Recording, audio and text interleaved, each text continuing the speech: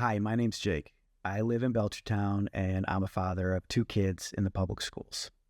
You may have seen some of the other videos that I've made. The links to those are below because I spent months digging through the data about this override. But in this video, it's going to be the one that matters the most because it answers the most important question. Why do we need an override?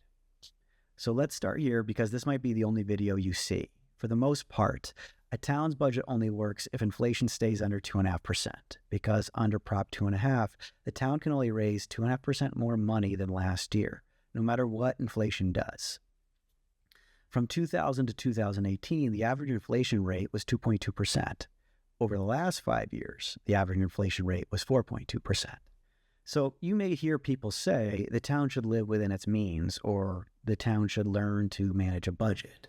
What they're really saying is we should stick to a rule that simply doesn't work when inflation's high. I'll say that again. We should stick to a rule that doesn't work in the current situation that we're facing. Right. It boils down to this. If we don't vote for an override, the services, schools, and programs that we had last year, we have to cut those. This isn't mismanagement. The town manager didn't increase the cost of fuel or asphalt. The superintendent didn't make paper or health insurance more expensive. This is inflation. Our local leaders are stuck in a system that wasn't built for this kind of economic situation, but the state built in a release valve for exactly this situation. It's called an override. It lets residents say, we need to raise the levy more than 2.5% this year. In other words, we need to allow the town to collect enough money to fully fund everything that we had last year.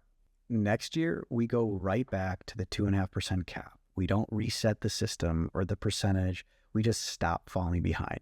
We reset the levy to where it should be if inflation hadn't broken the system. And so that question, how do we know something like this won't happen next year? Because we have to vote on it. And we're not going to do that to ourselves 2 years in a row. That would be nuts. Towns don't do overrides multiple years in a row like that. Refocusing. Here's what makes this country great. We want the next generation to have it better than we did. We've always fought and sacrificed for that. We've always protected the people that couldn't protect themselves. There's a saying that I've been thinking about a lot lately. A society grows great when old men and women plant trees whose shade they know they shall never sit under. And if that doesn't resonate with you, then nothing I'm going to say here is going to. The biggest thing to remember as I share this research, the override doesn't put us at the top of any of these charts. It will hopefully keep us where we are, so things don't get worse. This override allows us to afford those firefighters that were hired with a grant that is ending in February of 2026. It level funds our schools, so you don't have to cut 30 people, and it ensures that we have the money we need to make critical building repairs. An override keeps us where we are.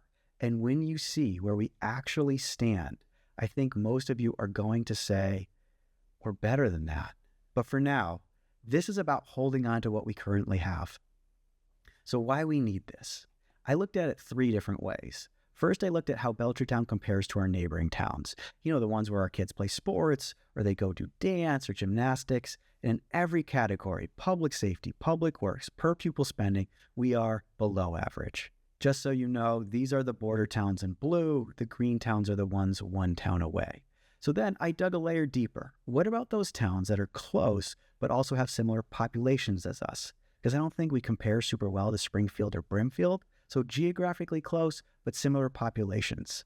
And then the third way I looked at this was I pulled the DART comparisons. That's a set used by the Massachusetts Department of Elementary and Secondary Education.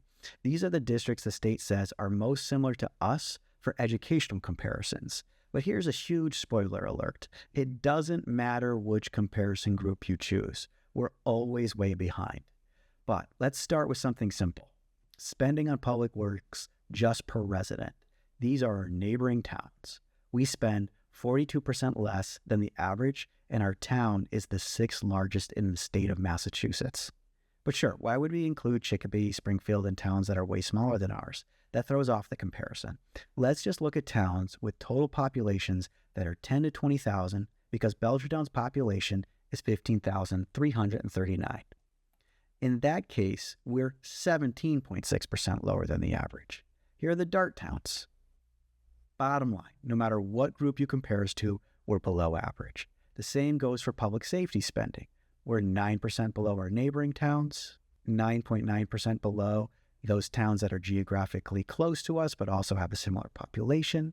And those DART comparisons, we're 29.7% below those. Per pupil spending, which you've heard me say a ton about because we spend $4,000 less per pupil on average compared to our surrounding towns, we're 19% behind our neighboring towns, 7.8% behind similar population towns that are near us, and 15.4% behind those DART communities. We're always below the average. What does that tell us? Our levy's too small to stay competitive. We're asking the folks that work for our town to do more with less year after year after year, and the cracks are starting to show. Test scores are slipping, and not because our teachers aren't trying. We aren't giving them a fighting chance. And let me remind you, that's assuming this override passes and we hold on to what we have. If we cut those 6 firefighters, those hours at the police department, those 30 positions at the school, all of these numbers are going to look way worse. So in closing, do I like paying higher taxes? God, no. But I do like when I call 911 and an ambulance comes right away. I do like that my kids can do well in school and perform well on an SAT or have a great shot at Pathfinder. I like those things. So if you agree, what do we do now? You got to show up and vote twice because it's going to take 2 votes to protect our town. Town election is May 19th and the polls open at 8 a.m. And then you need to attend town meeting, May 31st. And you should plan on staying for a couple hours and arrive at 8:30. One final thought. We are at a crossroads and it's time to decide. Do we keep underfunding our town and watch all that cost cutting slowly tear down what we've worked so hard to build?